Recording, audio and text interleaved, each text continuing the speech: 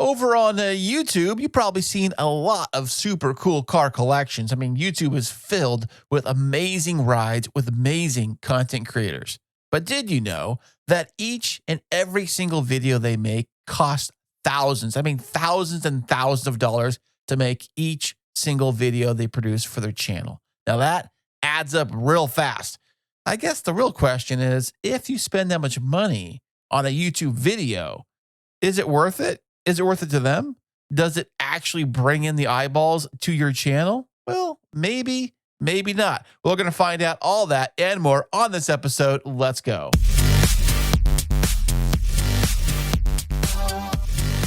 Okay, I got the legend himself, Mr. Big YouTube Courage, on the line. What's going on, Courage? How you doing today, buddy?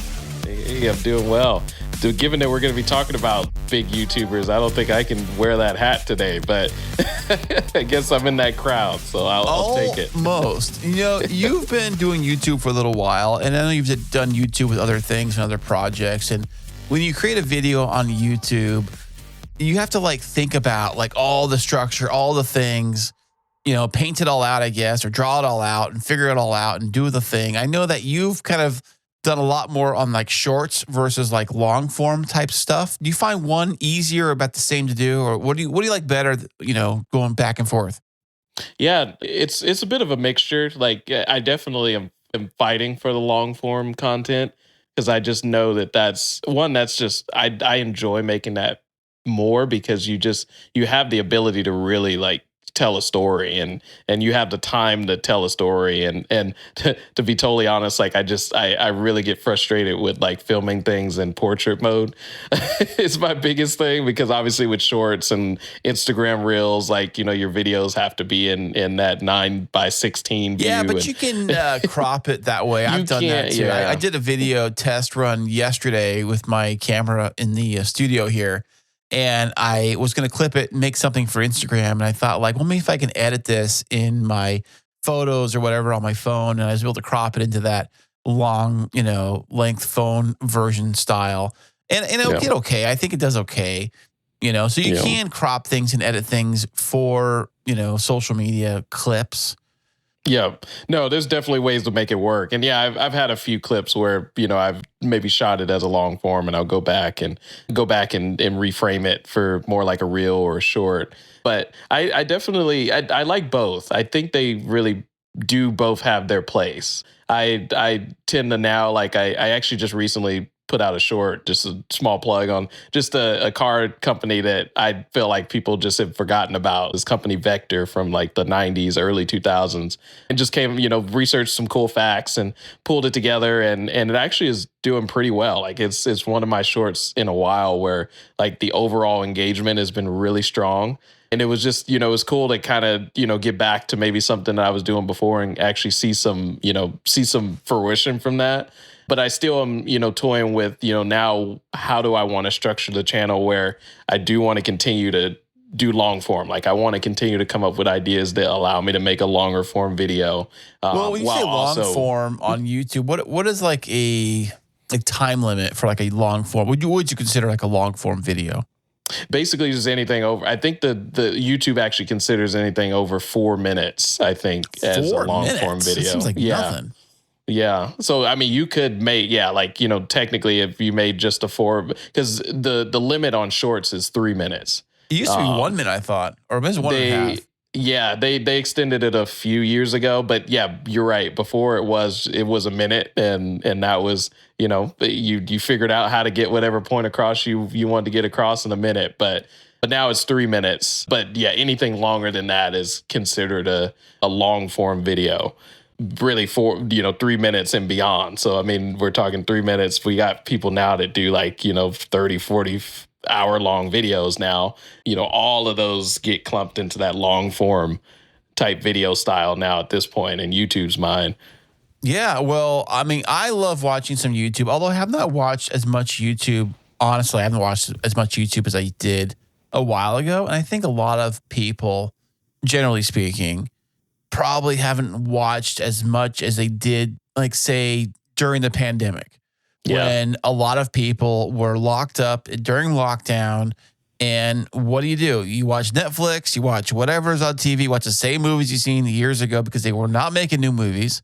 And then you Yep. watch tons of YouTube content because you're sitting there physically in front of a screen, doing your Zoom calls for work or school or whatever you're doing.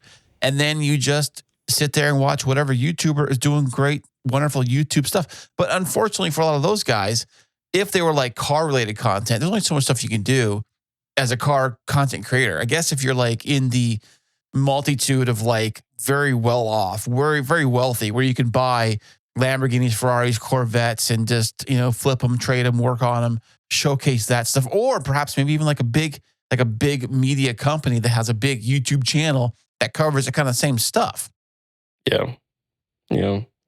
It's an interesting space. I definitely have some go-to YouTubers that I watch. I really enjoy their content. I feel like they find ways to really tell stories with their content that almost sort of transcends the car industry itself. I really love like history of car companies and learning about things about like either certain cars and or that company that really defined maybe like an era of cars or like a genre of cars. And so there's some YouTubers that I feel like really have carved out a niche of bringing something to the table that's not just maybe the generic, I bought a supercar and I'm like modding the supercar. I'm, taking it to these events. Like they've found a way to really sort of, transcend that a bit. But it's costly to figure out like what really works. And, if you don't, if the algorithm changes or people's interest level changes, like, if you're not able to roll with those punches, like I think we were talking about previously, like you have to be able to adapt or else like it's, you're going to find yourself in a situation where you're just sticking to like something like, oh, this is going to work forever. It just doesn't.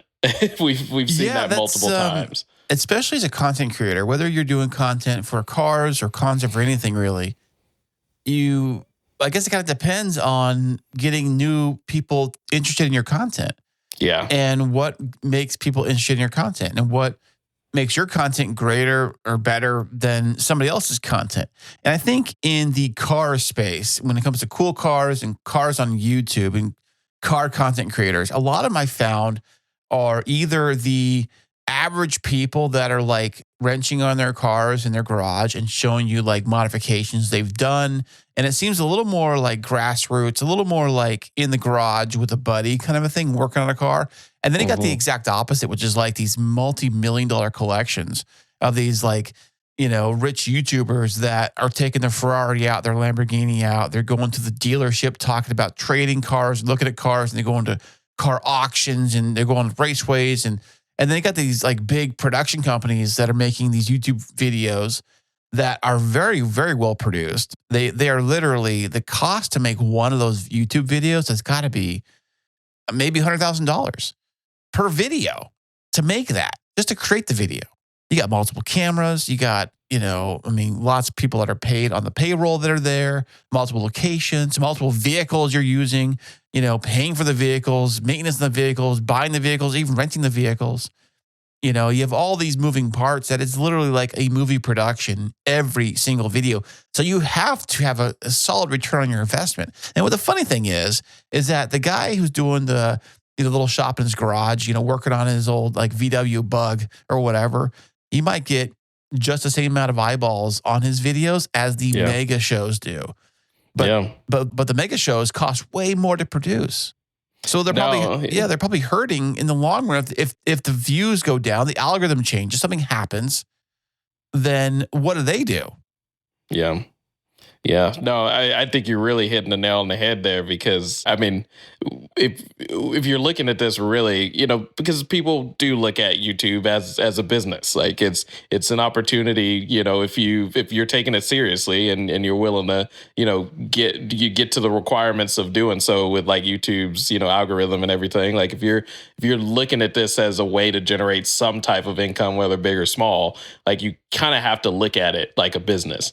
And ROI is obviously one of the biggest parts of a business is, what's my return on investment for what I'm investing in the product that I'm bringing to the market, obviously of video and content and things are things you're bringing to the YouTube platform, and you're looking for some kind of monetary benefit from that. Even if it's something you really enjoy, you got a passion for. Like the reason why you're really building out the video is because you want to bring that to people that are probably going to enjoy it. And yeah, what you said about people that are kind of doing this, they have more of that grassroots mentality to creating content.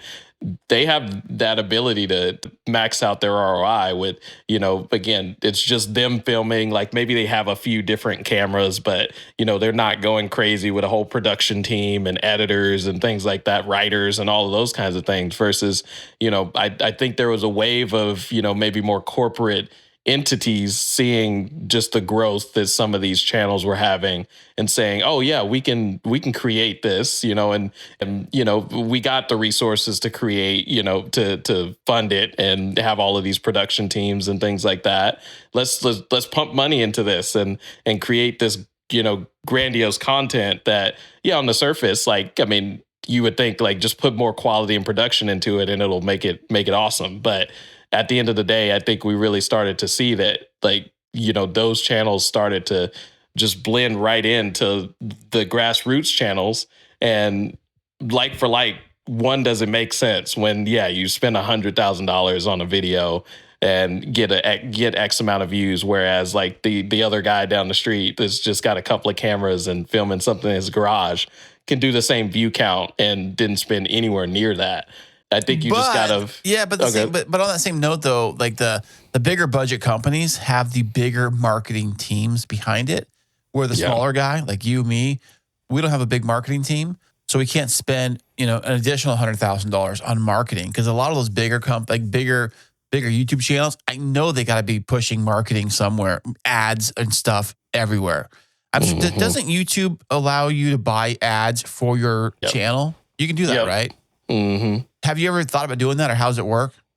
I looked into it because when I was getting, really getting serious about it, I do actually use a course that, sort of gives you the ability to kind of look through, do title analysis and different things like that. But I looked into it, but I really have, tried to do both sides of things. The positives of doing that, which are obviously you get more views or, you drive more traffic. But I've saw a lot of negatives on the side of, it's because it's inflating really the numbers and it's technically artificial. I've seen that work against a lot of channels as I've done more research on it.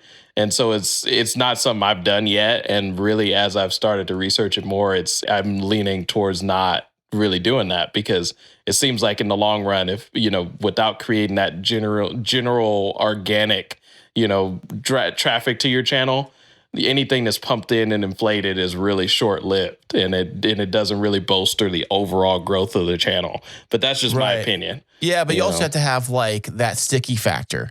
I mean, getting people to press play once is easy. Yeah. Getting them press play twice, that's a little difficult. Getting them to subscribe, way difficult.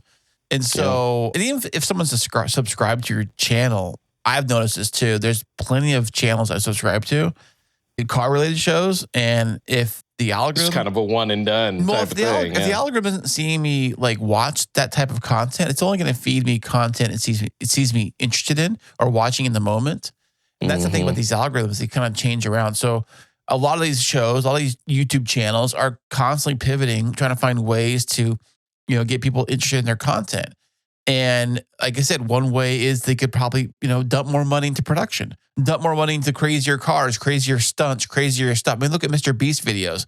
We're crushing a Lamborghini or we're giving Lamborghinis away or whatever the crazy stunt is, And that's kind of how I think in the car space, it was what people don't really think about is that if you are a content creator in the car space, especially on YouTube, is that when you're filming content, what kind of content is that? And can you like easily recreate that content week after week, video after video easily? And if you're doing like oh, we're buying a new Ferrari this week, or we're going to take our Ferrari to this track, or we're going to be racing this, or we're going to, if it's a lot of production, a lot of stuff, that's a lot of money, man. Each video could cost like 100 grand, maybe more than that. I don't know, but it's very expensive. And to try to do that week after week for us little indie creators, it's impossible. We can't keep up with that. We can't try to compete with that kind of stuff. So I'd say like, why try to compete with that kind of production level as an indie creator? I think we find your own way and do what works best for you, what you can control. Yeah. I think that's it. Is, there maybe are some things that you can pull and take away and try them out on your channel to see how that drives growth. But it just, in terms of thinking like, oh, that recipe of just keep going bigger. I think, people are knowing now that really just isn't the way. it's unless you just really have the expendable income to do it. And if you or maybe like that big name too. 'Cause I think that like say Jay Leno's Garage or whatever, he's got a big name, celebrity, that kind of stuff. It pulls in celebrities and there's a lot of these YouTubers, a lot of these even podcasters and stuff too that have big names on their show and they have big celebrities that come in. It's all shot in camera. It looks great and everything, all that great stuff. But just because you make this wonderful like piece of content that looks great and everything and all that great stuff doesn't mean that anyone's going to listen to it or watch it. There's no guarantee anyone's going to like it. Doesn't guarantee that stuff. It's like people in the film industry. When you create a movie, like a real movie, you spend $200 million to create even like an average movie. I mean, there's no guarantee it's going to make anything back. It can be a total flop. Flops happen all the time. It's probably very, very risky. Many examples of we hired all the right cast, all the right everything, and that movie flopped. Like this is a lot of one example I keep hearing about is the Lone Ranger movie that came out with Johnny Depp. Did you see that movie? No, I saw it in the theater. It was it has like good action in the beginning, slow in the middle, and good action at the very end. That's basically what the movie is. And so it did not that great. It was basically considered a flop, really, but they spent a ton of money on the movie. And one thing I keep hearing about with that particular movie was that Disney said, well, maybe nobody really knows about the movie. It's not the movie. The movie's great, according to them. It's a great movie. Maybe the problem is nobody knows about it. So let's dump more money into marketing. So they dumped more money into marketing and it's basically still flopped. So they didn't create the problem, which was making a good movie in the first place. They decided to just dump more money into it, more money in production, more money into that kind of stuff, paid Johnny Depp a ton of money, that kind of stuff. And so, but I thought it was okay. I took the kids to see it, and they're real little, of course. But, I mean, sometimes when you think about like your content, whether it's a YouTube channel or even Instagram page or something, you think like, oh, I'll just dump more money into the content, more money into the cars, more money into the builds, more money into the cameras and the angles and all the crazy special effects and crazy transitions.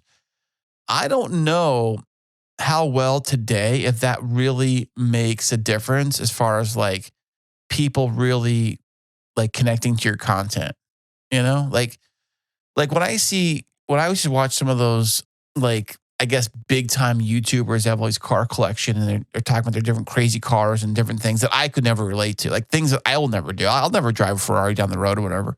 Like I'll never do that stuff. So it didn't feel very relatable to me. So the car content that I used to watch a lot on YouTube was stuff that I could relate to. Oh, they got a 370Z. I have a 370Z. Oh, they're doing that on the Z. I can do that on my Z. That kind of stuff. That's what it was, the channels that I like to watch and the channels that I gravitated towards. Yeah, no, relatability is at the end of the day is I think the word that we have to as any kind of creator you strive for is like to make something that's relatable. And the tricky thing is like you really have to ask yourself, relatable to who?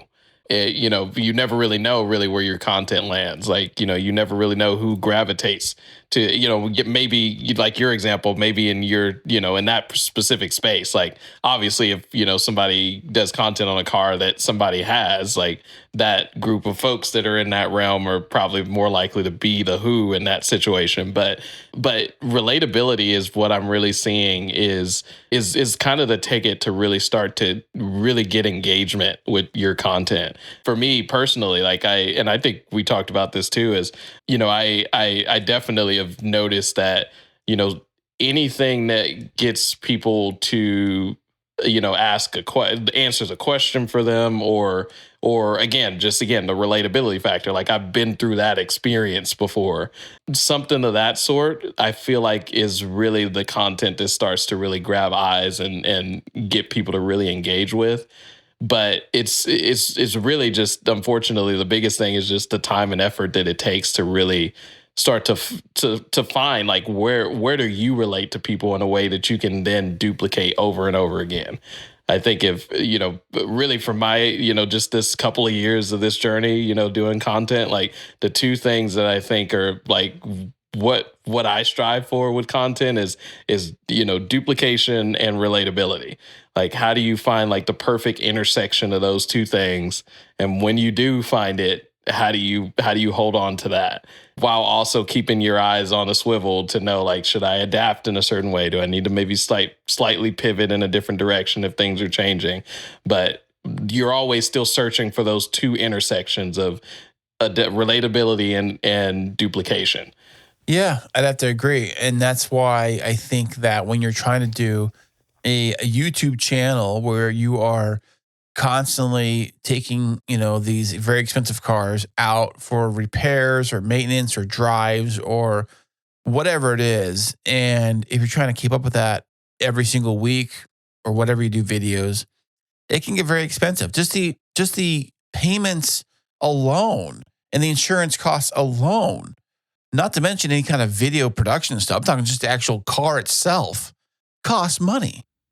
Yeah. And if you have multiple cars like this, and if you're taking them out on multiple things, that's why I saw a lot of car YouTubers kind of go into that, like I call like the video like review route, like Doug is a good one. There's a few other ones out there that do that where they get press kits. I don't know how this happens, but they actually get a press kit where they actually get to go to, a press thing of whatever new cars coming out or whatever by whatever company. And they get to do their whole review, their GoPros, their stuff. They get to do all the video stuff of that car for the day, do their whole review, their whole video. But I noticed that they don't release them until they're told they're allowed to release them. There's a big, the embargo concept is real. Right. I know that like when the new Bronco came out, we heard about the new Bronco coming out for years. And the day it actually got released by Ford, all the YouTube videos dropped that same day. I noticed all the reviewers dropped all their videos on them the same day. So they must have went somewhere in secret and got to see them all and do their little video about it and stuff. And then the second that Ford says it's okay to talk about it, then they all drop their videos at the same day. So, but even that like takes money to travel to wherever that event is being held at, Yeah. Wherever that is. And Doug's talked about that a lot because, that embargo deal is pretty and still pretty common with a lot of different reviews. They, will sort of do it differently now where, even if they don't all film them all in the same location, it's still like if it's a car, an upcoming car that, that company wants to, kind of set a press date where people are allowed to drop their videos. It doesn't really matter. Usually they're still going to provide them the car at some point, but it doesn't really matter if all of those were filmed on the same day or in the same location, but they do have strict, requirements that you can't talk about certain aspects of the car and you can't release videos on the car until that embargo date hits.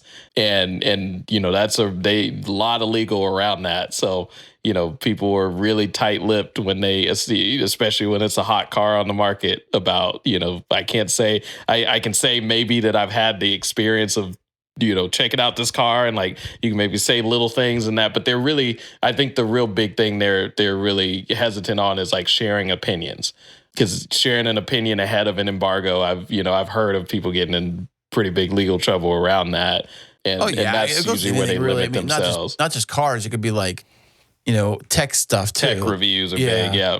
Like the latest hmm whatever computer and stuff like that, and latest whatever gadget and stuff like that. So, I mean, I get it. It's all the company probably uses to their advantage. They use these YouTubers to help get their information about their car. Because you think about years and years and years ago, before there was even a YouTube really, or even YouTube, baby YouTube back in the day, that there was not a lot of like car stuff on whatever particular car was coming out. You might find like a commercial or promo spot from the car company, but that was pretty much it, really. There wasn't any like deep dive YouTube, creator content stuff. In fact, Yeah. one of my videos that I shot back at the auto show back in, gosh, it was 2009. It's on my YouTube channel. It's one of the most popular videos I have. It was like literally a 1-minute clip of the 370Z when it first got announced. It was at the auto show on a turntable, and they were spinning around, and the girl was talking about the car with her microphone out, doing her thing. About a 1-minute shot on a crappy camera way back in the day, of course. And I was kind of thinking, because back then I put that video up, and it's doing fairly well, but it's not very good. It's only a 1-minute clip. It's not in detail really. It's not much to it, but it's probably back then. It's all that we really had, because I don't think there was much YouTubers doing car related content back then. I don't think there was much of that at the time, Yeah. and like there is today or whatever. But I do think that is a really easy way to get content out there. If you can figure out a way to get a press pass to go to these events and do your filming, do your thing, do all your stuff, and then, or even I've seen a lot of other YouTubers do the same thing where they get in this rhythm where they have a relationship with a certain dealership, and they're allowed to take out whatever car they have to do a video on. You seen those too? A lot of guys do that. Rady's Rides does that. He does a lot of reviews on a lot of his stuff. In fact, I got to get that guy in the show. Speaking of which, I got to reach out to that dude. But I've seen that happens where it's very repetitive. So when I see those kind of videos like that, at least my perspective anyways, when I see a channel like his or any of those channels like that, is that if there's a car that I'm actually interested in, I'll watch maybe that video. But if it's another car I don't care about, I'll skip. Do you do the same thing when you see videos like that? Yeah, but Doug's big on that. Rady's Rides. Like usually with those two, like I tend to I love Doug DeMille's content, so I do tend to watch some cars that I might not necessarily have been interested in. I'll watch it just because I know I'm going to learn something interesting or quirky about it. But more of like the Brady's Rise, like some of those are more like, I'm just curious. I might be curious about that particular car, but I'm not like kind of binging that content because it's just facts and things that I'm not like, it's just not really what I'm looking for. One guy though, I'm not sure if you're familiar with him, the Forest Auto Reviews. He basically kind of mastered like basically doing car reviews, but in short form. He's like super good. He had a camera guy from the start. Him and this guy, like you would tag team. Like he was one of like the first like real rapid fire. Like here are the facts about this car. Like here's this feature. Here's that feature. Here's the stats. Here's this. A quick little like acceleration video. Like here are the power figures. And he'd do that all in like about a minute or so clip. And he really mastered that to the point where like he's one of the top auto reviewers, but he purely does it in short form. Are you sure he doesn't just take a long form and cut it down? No, I mean, because he has some long form videos on his channel, and he actually started to 3 years ago. He actually started, he did a couple of like longer form views and videos, and they, at the time they didn't perform very well. They perform well now because his shorts were so popular, but you can tell that like when you go to his like video history, he still makes new shorts now, but the last long form video he made was like 2 years ago.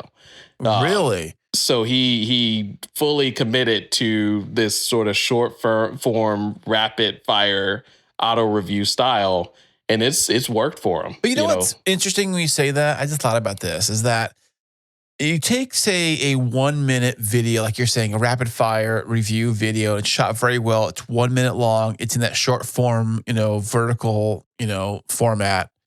Yeah. that same video, 'cause I do the same thing, is that you take that same video and it's not exclusive to TikTok, YouTube. It can be on all the places. They all Hmm. can take it because it's set up, designed for social media. It's designed for that format, and it sits under like the 1 minute mark. Or if it's around 1 minute or so, most platforms take it. Yeah. Some platforms go longer or shorter, just depends what platform it is. But I think that if you can keep your videos in a like universal package that can be used across multiple platforms, you can grow, I think, easier. You can have audiences all over the place versus, say, one place, YouTube, in like YouTube long form. A YouTube long form video is only ever going to work on YouTube On itself. YouTube, yeah. It's not Yeah. going to work on. I mean, you can put. I've seen some people take, like, you can tell it's like a long form video that was supposed to be for YouTube. I see them somehow they put it on like X, or they'll put it on Instagram somehow, and they'll do that. I've seen them do that because you can tell it's not cropped or anything. It's the standard like 16:9 format or whatever. Yeah. And so you say, okay, well, I see that. I see them do that, and I guess that works too. But maybe you have to have so many like viewers or how subscribers or whatever to even get to the level where to make that, that type of content work on something that's more tailored towards the shorter form 9:16. Like, right. So I think that if you're a content creator listening right now and you're thinking about doing like short form video, I would try to aim for somewhere around the 1 minute mark, just so you can have access to put that same content on all the different platforms. And here's another trick and tip I've heard is that if you can somehow keep any of the other logos off the video. I know like TikTok, for example, at the very end, they have that TikTok logo at the end of their videos. Or I think is it TikTok? Does TikTok put like a logo on top of their video, like a watermark? I'm not sure if they do. They do, yeah. Yeah, Instagram does as well, which, I'm guilty of this because I pull a lot of my, like, if I'm doing like for like B-roll, like, or things like that, I'll just pull it off of Instagram because certain videos allow you to actually download them physically. Well, I've heard that the algorithm sees that and it kind of pushes it deeper in the file. It doesn't. I mean, I'm saying if you pulled the TikTok video and put it from TikTok directly on Instagram is not going to favor that video over a different video because they see somebody else's logo in there, especially a competitor's logo in there. Can you imagine that? You see a competitor's logo on something? It's like if you were to like walk into the Coke store drinking a Pepsi, they're like, get out of here with that, Yeah. So they're not going to be happy about that. So if you're going to do that, try to make a clean copy that you can put on all different places. It's the same copy, it's the same version, it's the same video. Just move it to different places. You can go to different platforms, yeah. Yeah, but I know some people say, oh, I just like to upload it on here and like in TikTok or whatever, and then I can share it out that way or some whatever, make it easy. I get it easy, but the algorithm does not like you to do that because they want to make sure that whatever you post on their platform is only for them. They don't want you cheating with other platforms. They don't want you doing that. And so if you are doing that, they frown upon that. That's one thing I've heard. This assumption in that they're the only ones. That, Oh yeah, definitely. These other platforms don't exist in our mind. Oh no, and that's kind of why I think YouTube started doing shorts in the first place. That's all everybody else is doing that kind of content, and they can kind of master and tailor the algorithm quicker, probably that way too. I'm sure the algorithm for these short form platforms is way different than like long form algorithm stuff. Because you don't know, you're almost playing like roulette or whatever, where you're flipping through your phone on on Reels or Shorts or whatever it is. You have no idea what's coming up next. You don't like. I tend to like when I'm going on YouTube as a consumer of YouTube. I say like the way, at least because I'm usually on my phone. Like every once in a while if I'm using my computer for something I'll be on there, but for the most part on my phone. And the way the initial page is when you open it is usually you're recommended like 4 random shorts, or depending on who you subscribe to, if you're subscribed to like a bigger channel, like they might be part of that like four short kind of grouping that they put up top. But usually there's like a couple of long form videos, but then like right in the middle of that screen you'll have like 4 shorts recommended. And usually, depending on whatever short you click on initially, if you're going down that rabbit trail, is going to lead you down like a different path of what's kind of recommended after that. Yeah, the algorithm kind of kicks into place and starts doing its thing. And I tend to not necessarily scroll like to an additional reel or additional, short that's kind of selected after the one that I selected first. Usually I'm clicking on that one specifically because I was interested in that. And then I'm going back to like my main page because I was looking for something specific. But yeah, to your point, like, some folks are just, they're in the loop. And so once they start watching it, they're going to whatever's next. And again, yeah, the algorithm is kind of evolved to that point to like say, well, you were interested in this right now. So let's just keep you down that rabbit trail. let's recommend some things around that. But to backtrack, I mean, I think your advice is really solid. Like, I'm listening to this too, as obviously somebody that's, actively making content, is that I really do think that, finding a way to have, at least on the short form side, to have something that's duplicatable over multiple platforms. And yeah, ideally, you're not maybe shooting yourself in the foot by, having your remnants of those other platforms on the new platform that you're uploading to, but having content that can really be cross-platform, because it makes sense. All of those platforms have sort of this short mentality. So why not have something that works on all those other platforms? The long form sector of it, like I said, really only tailors to YouTube.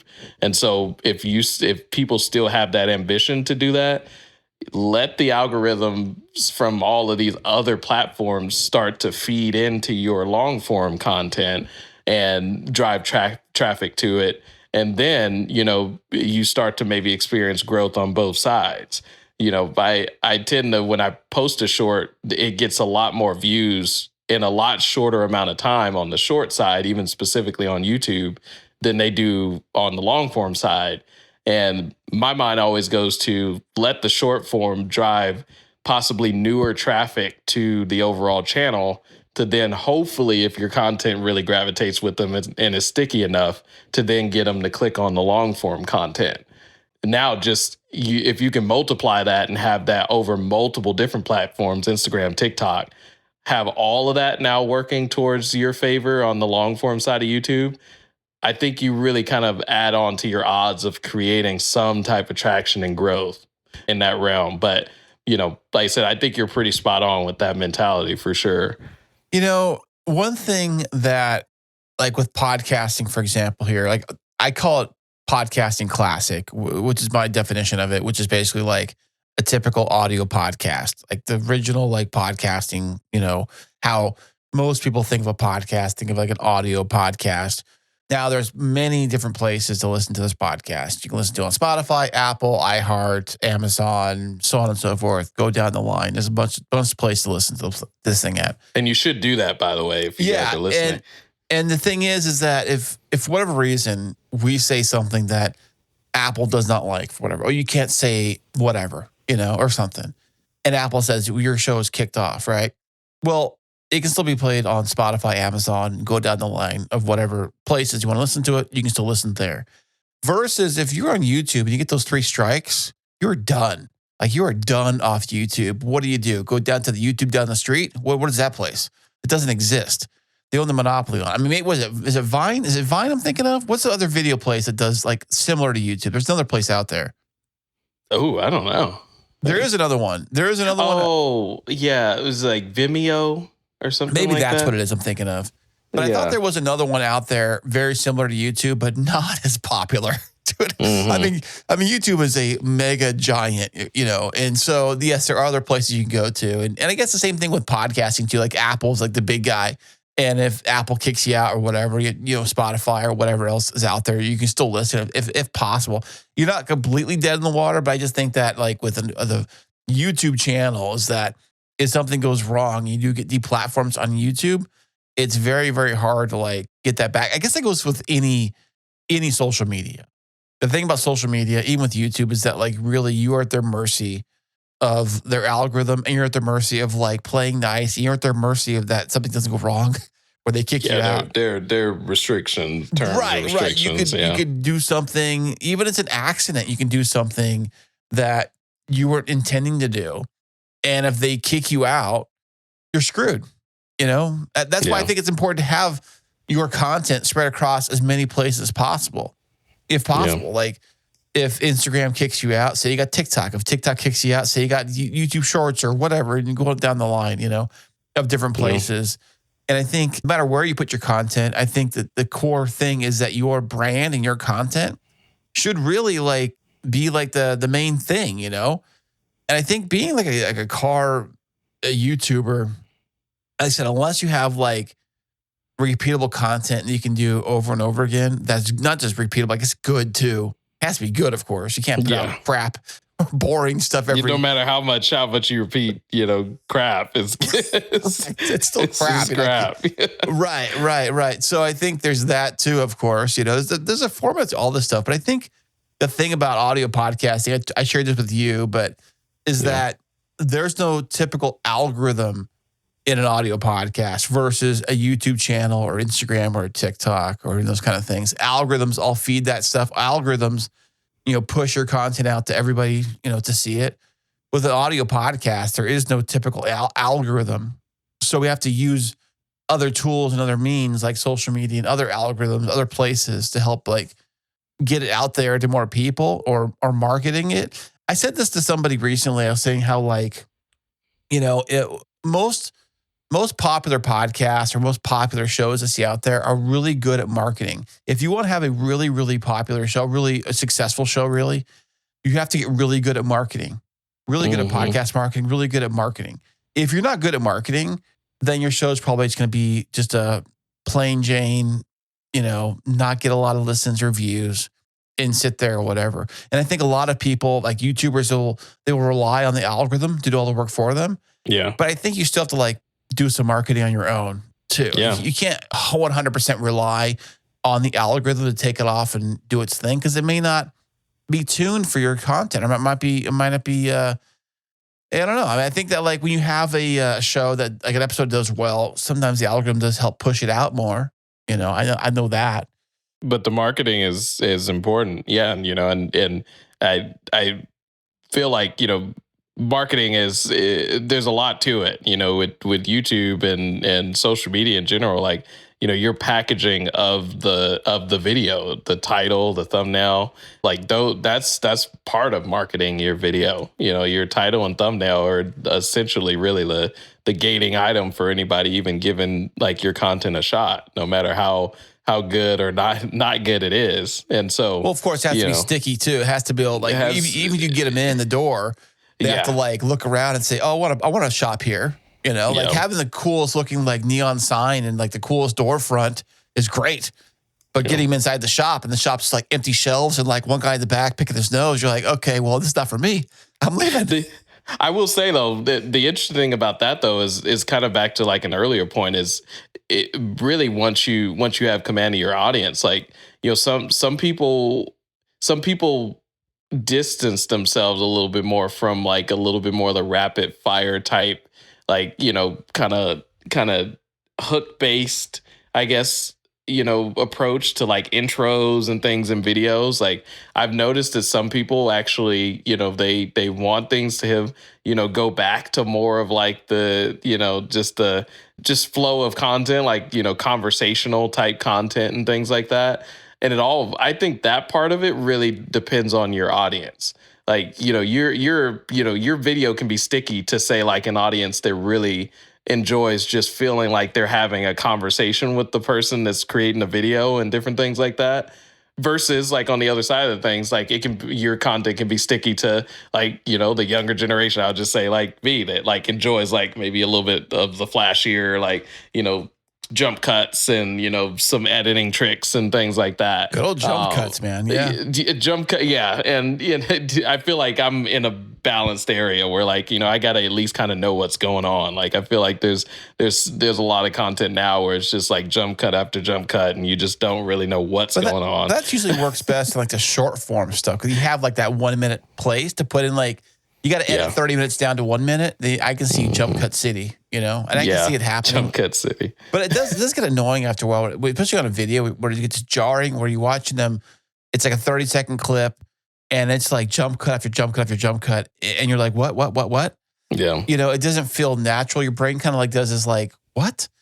I mean, I get it because it's obviously edited, heavily edited, and you're trying to make a point across. You got to edit down like literally 30 minutes into 1 minute.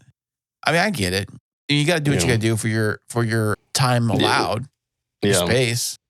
And, again, your audience, like I said, unfortunately, I don't want to say unfortunately, but like, everybody has, and this is one thing that I kind of got from that perspective of, using that course that kind of initially got me into wanting to start my YouTube channel was, everybody, all the content out there has an audience. It's like, you might have to do the work to really, find out who that audience is and who really gravitates to your style of content creation. But everybody has an audience. Like we can't think that like, we're the only ones in the world that our type of creation style is going to resonate with. But it just takes time to flesh it out. Like we're not going to be the best at it, right out of the gate.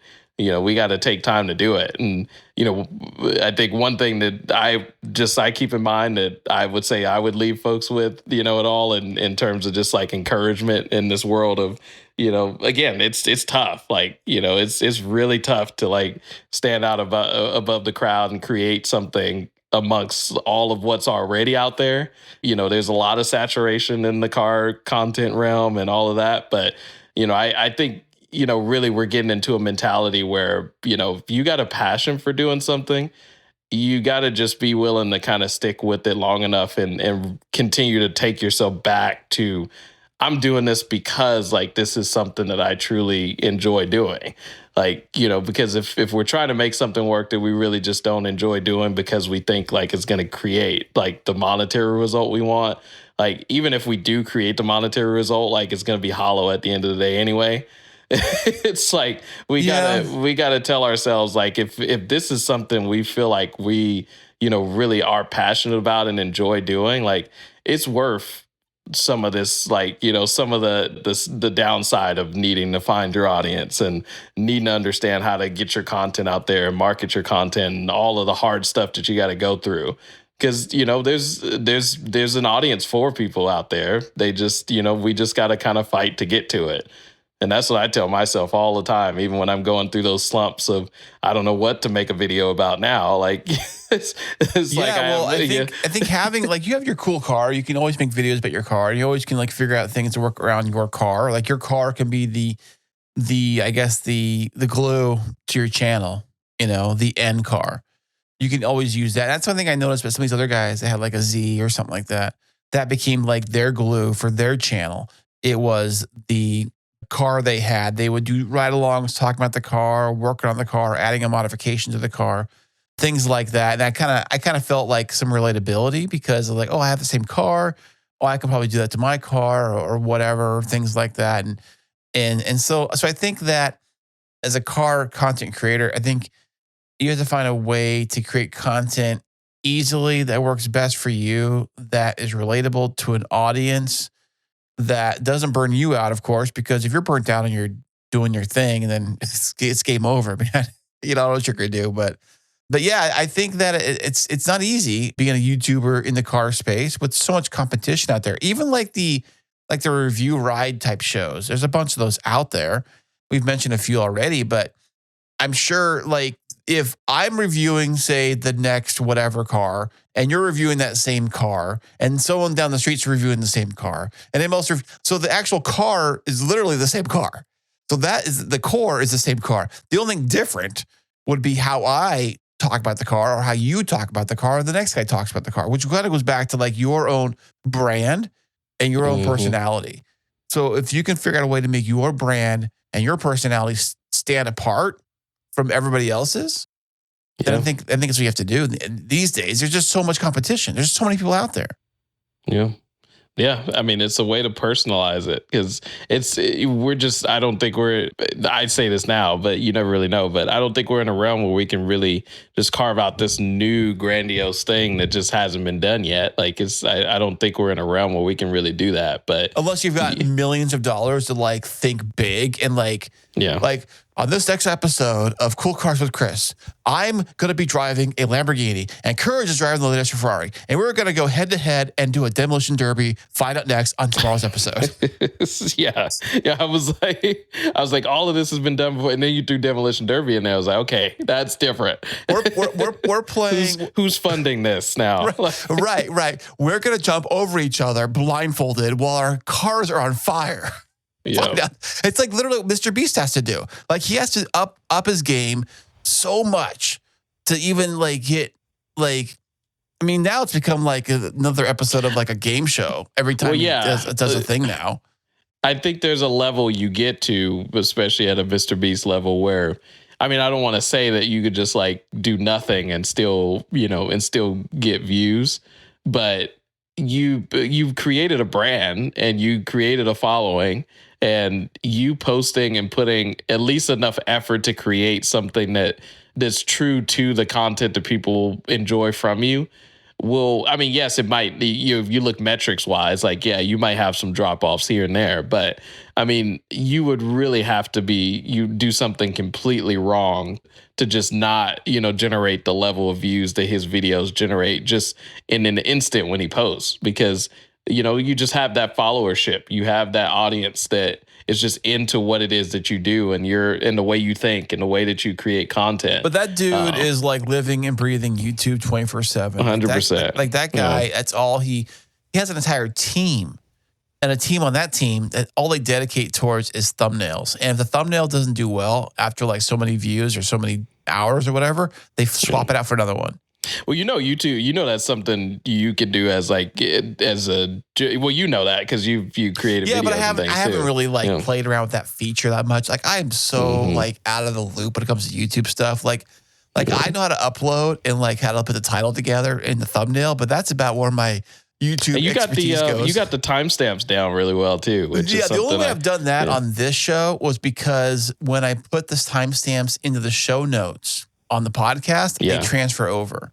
Mm-hmm. And I figured that was I figured, little tip here, guys, is that if you want to put timestamps in your videos, all you have to do is put them in the description part of your YouTube video. And the way you do that, it's got to be formatted in like the 4-digit timestamp. So it'd be like 00:00 would be the start, and like 001 minute, whatever seconds, that kind of thing. So if you do it in that style, YouTube figures that out and puts that in the video, but it has to be into the show notes. Unless there's another way to do it I don't know about, but that's the way that I figured out how to do it. And that's what works. But yeah, YouTube's is another beast I don't understand, to tell you the truth. It's always changing. And one thing I was gonna add on Mr. Beast though, that YouTube aside, all of the challenges aside, one of the coolest things I think about Mr. Beast is the video that like has now gotten like over like 100 million views now, but when he made it didn't, was a video to himself 5 or 10 years in the future. I don't know if you've ever seen that on YouTube, but obviously now, since his his persona, his brand, his channel has grown to what it is, now that video obviously got recommended more, and like everybody's seen it now. But he basically just, it was just him sitting in his room, completely unedited, just him sitting talking to himself, saying like, man, like, I'm going in on this YouTube thing. I'm, 5 years down the road, like, it'd be great to have like 100,000 subscribers, maybe 1 million, like, different things like that. He's just talking through like these random ideas on this video. And then to kind of know where he's at now, everything aside, algorithm, all of that, like, just the fact that like he had a dream for something. I said, dude, the guy lives and breathes YouTube 24/7. He put in the effort. He ate, slept, breathed YouTube and made it work. But at the time where he was making that decision, he was just some little kid that I don't even think he had graduated high school at that point.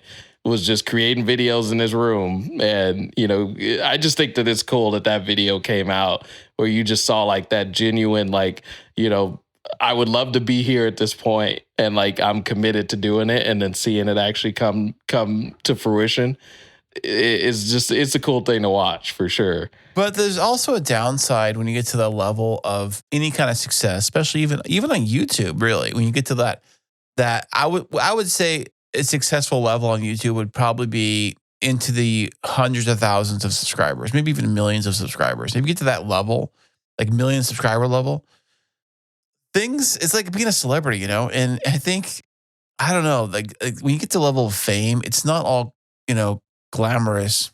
It's not all like sunshine and rainbows. It's not. Oh, 100%. I know a lot of, I mean, there's channels that I watch though, where I'm like, I'll like get one video recommended to me and I'll watch it and not even realize kind of how big that particular like channel is. And I'll go in and see that they have like 200, 300,000 subscribers. And I'm like, I literally have never heard of this channel before.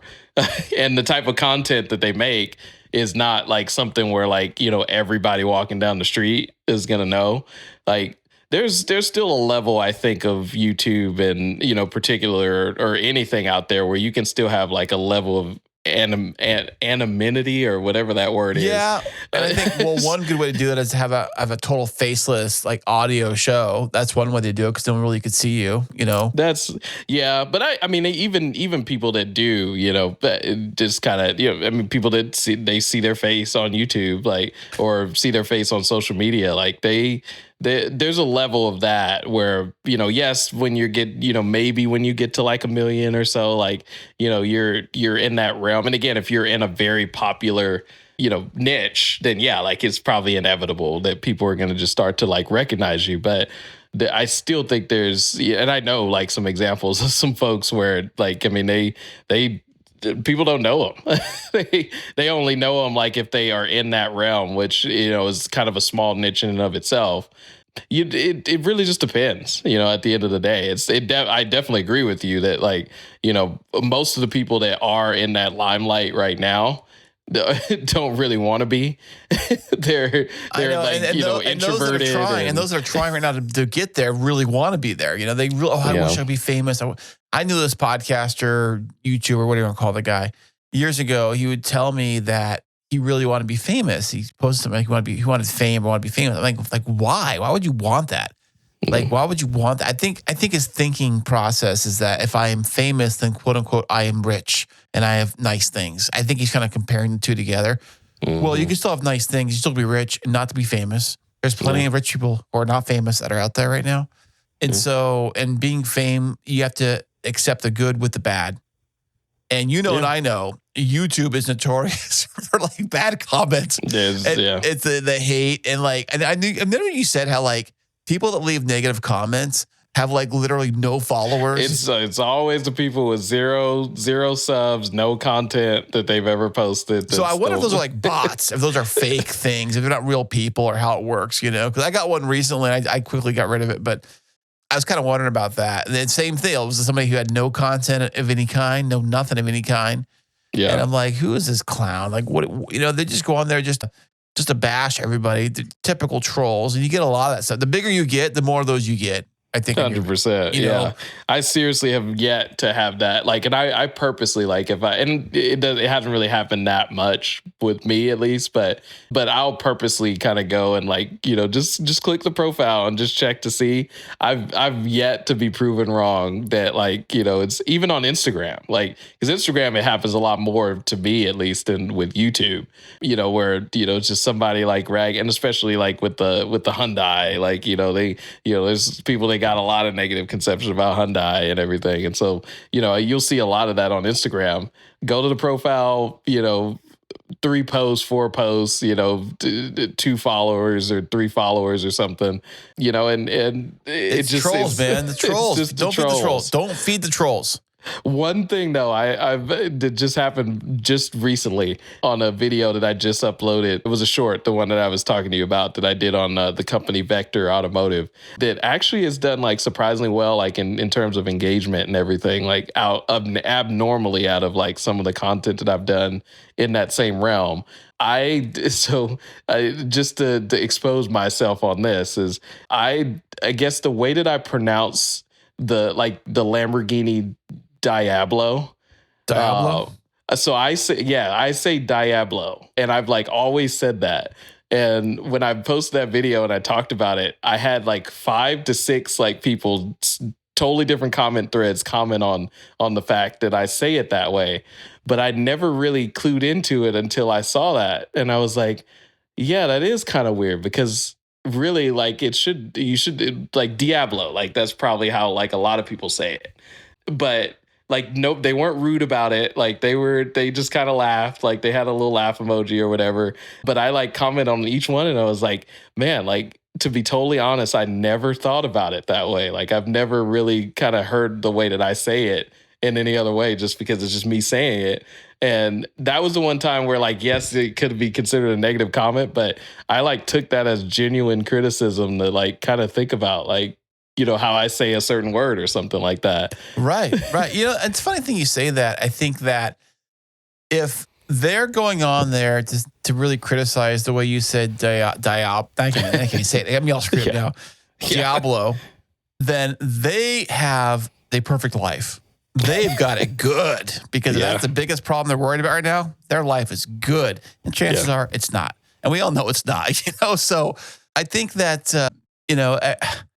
man, people are going to hate. People are going to go on. People are going to be trolls. People are going to say negative things. And people are going to be like, especially the bigger you get an episode or bigger you get your channel or whatever it is, the bigger it gets, the bigger it grows, the more hate you get. And you get love too, but you get hate too. And it seems like the hate like sticks out more than the love does.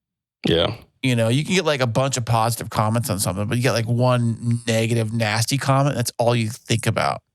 You're like, oh crap, maybe my whole show is like horrible, or maybe my video's trash. And that's just our human nature, unfortunately. It's just human nature. It's like for some reason, like we gravitate more to the negative than we do the positive.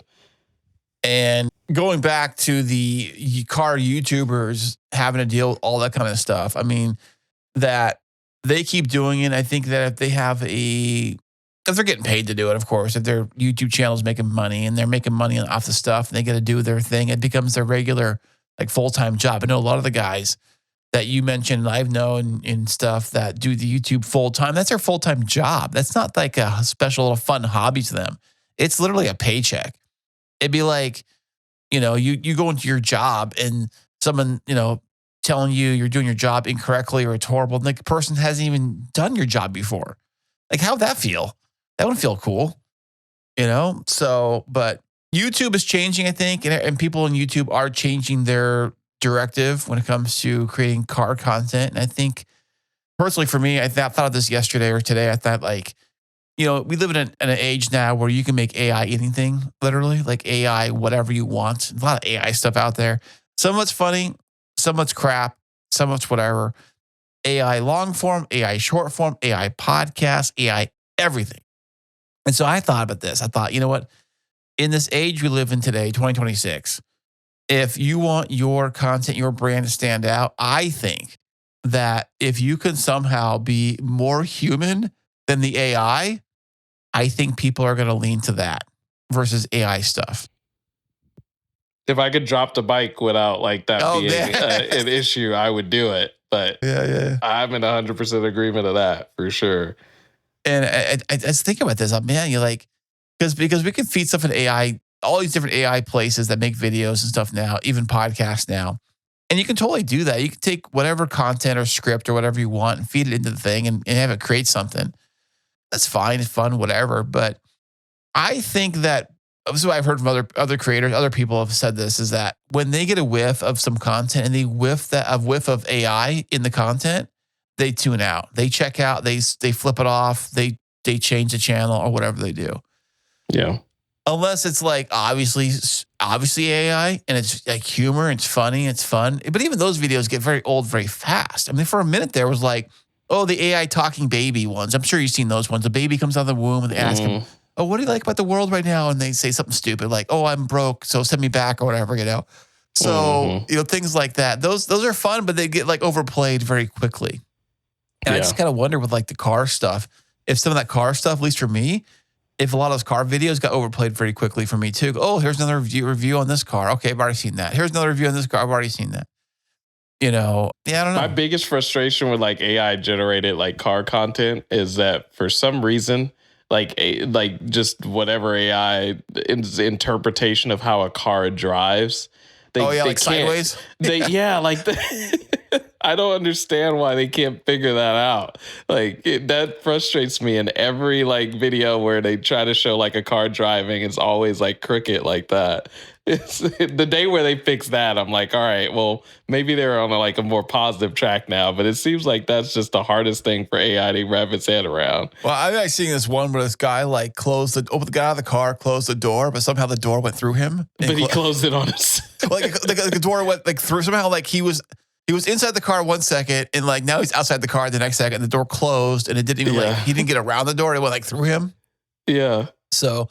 But goofy things like that. I mean, AI is getting better. It's getting really, really good. It's getting really, really hard to tell, like if like what is really photorealistic versus like, you know, like what really was shot versus AI kind of stuff. It's getting very, very close to that kind of stuff.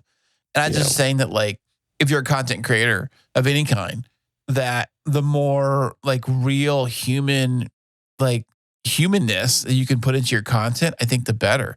And one way to do that is to not be as flashy, not to be all crazy, you know, hate to say like jump cuts and all the different flashy graphics and flashy stuff and the pristine audio and the pristine video and the pristine, you know, all the different things, because AI can do all that stuff, you know.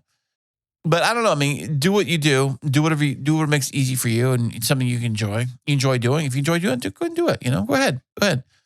But I think if you're going to try to stand apart from all the AI stuff, is to make your content look less like AI. So that's my thought. 2 cents of the day. Take it or leave it, whatever. 2 cents. Yeah, but this has been fantastic having you on the show tonight. Courage, I really appreciate you stopping by today, man. And, you know, where can everybody find out your YouTube channel? What's the handle for it? Where can you find it at? Yeah, no, feel free to check out the Driven Dad 22. That comes up pretty quick if you put in the Driven Dad 22 and on YouTube and Instagram, and might be expanding that based on this conversation to some other platforms, but that's where it's at. Dude, the world's your oyster, man. Anywhere you want to go, man. Anywhere you want to go. I mean, there's lots of platforms out there.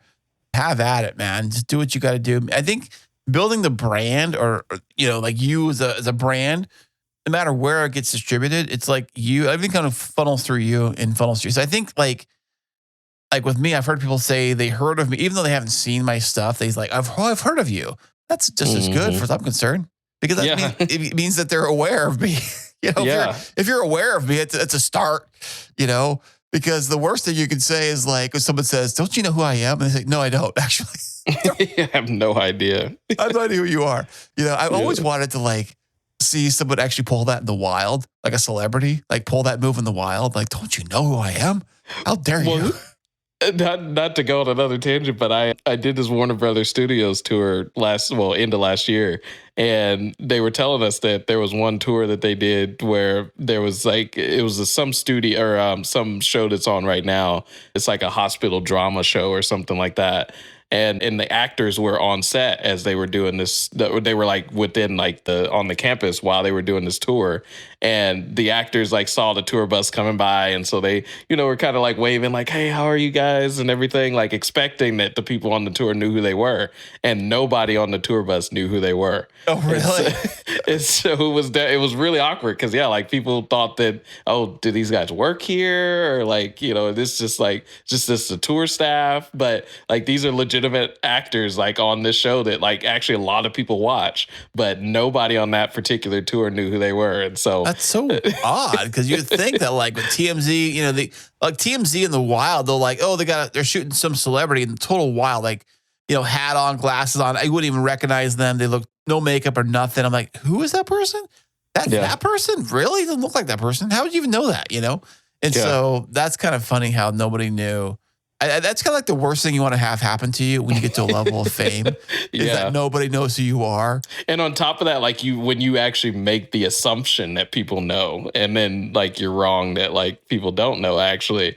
It's kind of nice when you like maybe stay under the radar and then you have people come up to you and like, oh yeah, I recognize you or I'd watch you on that show. But you know, when you make that conscious effort to maybe like put yourself out there to say like, oh, I'm this person, and like that they have no idea what that is.